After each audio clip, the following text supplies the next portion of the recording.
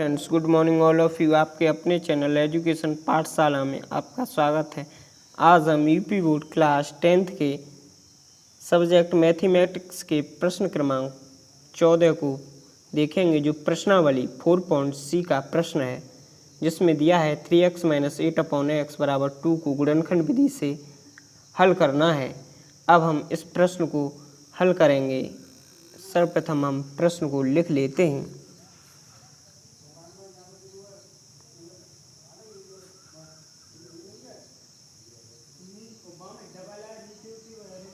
इसलिए अब हम यहाँ पर देखें तो यह भिन्न के रूप में है, इसलिए यहाँ पर 1 मानकर इस भिन्न को हल करते हैं। x का गुणा जब 3x से तो यह संख्या 3x², 1 का गुणा 8 से तो -8 बराबर x का गुणा 1 से करते हैं, क्योंकि यह ऋणात्मक भिन्न है, इसलिए x बराबर 2।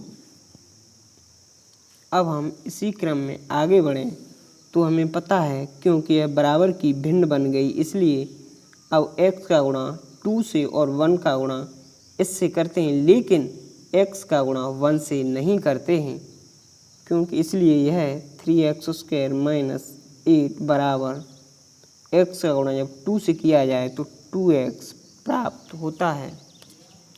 इसी क्रम में अब हम आगे बढ़ते हैं। जब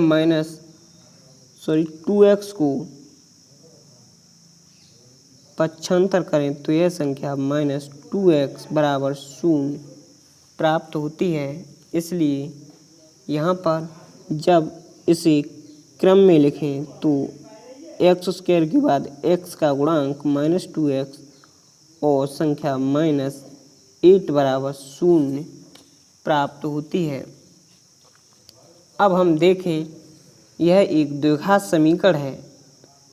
अब हम इसके गुणनखंड करेंगे। गुणनखंड के लिए हमें x² का गुणांक 3 और -8 यानी x² का गुणांक 3 और अचर पद -8 का गुणा करें, तब यह 3 × -8 बराबर यह संख्या -24 प्राप्त हुई। इसका माइनस चिन्ह का अर्थ है कि हम इसके गुणनखंड करें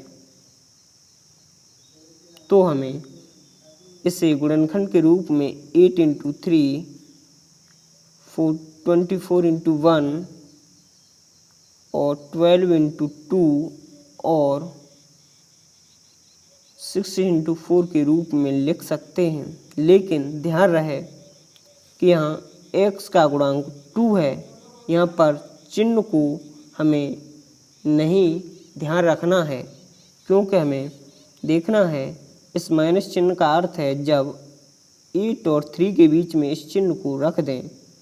इसी प्रकार 24 - 1 के बीच में रख दें, इसी प्रकार यहाँ रख दें और इसी प्रकार यहाँ। अब घटा के देखें तो संख्या 5, यहाँ 23, यहाँ 10 और यहाँ 2 प्राप्त हुई। इसका अर्थ है जहाँ पर संख्या 2 प्राप्त हुई है, अर्थात यहाँ पर भी x का गुणांक 2 है, तब हम इस दिए हुए गुणनखंड को इस रूप में लिखकर गुणनखंड करते हैं। अब हम लिखते हैं -6 - 4 ×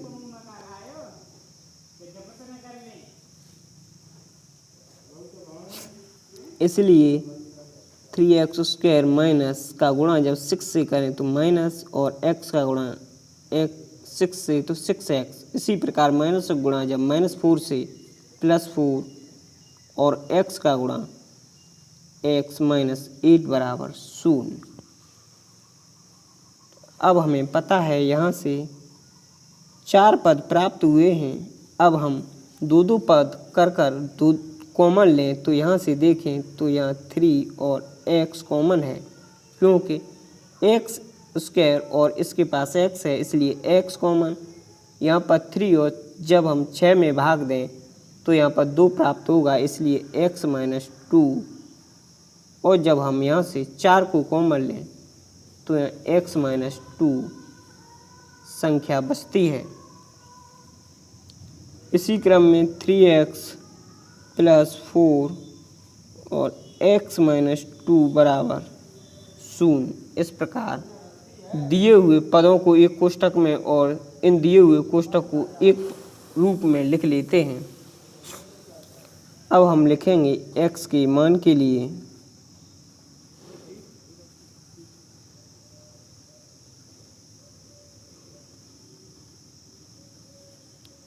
हमें पता है कि x के मान के लिए 3x प्लस 4 बराबर को 0 और इसी प्रकार x माइनस 2 को भी 0 के बराबर लिख लेते हैं।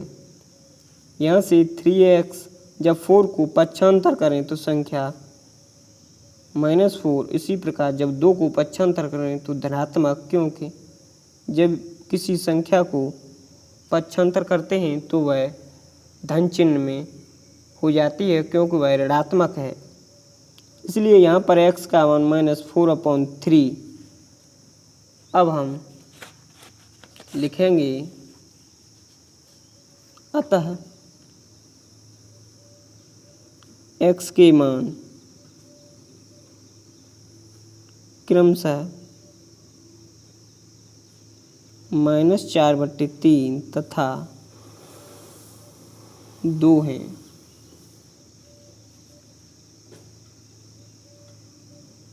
इस प्रकार के वीडियोस के हल के लिए हमारे चैनल एजुकेशन पाठशाला को विजिट करें। Thank you.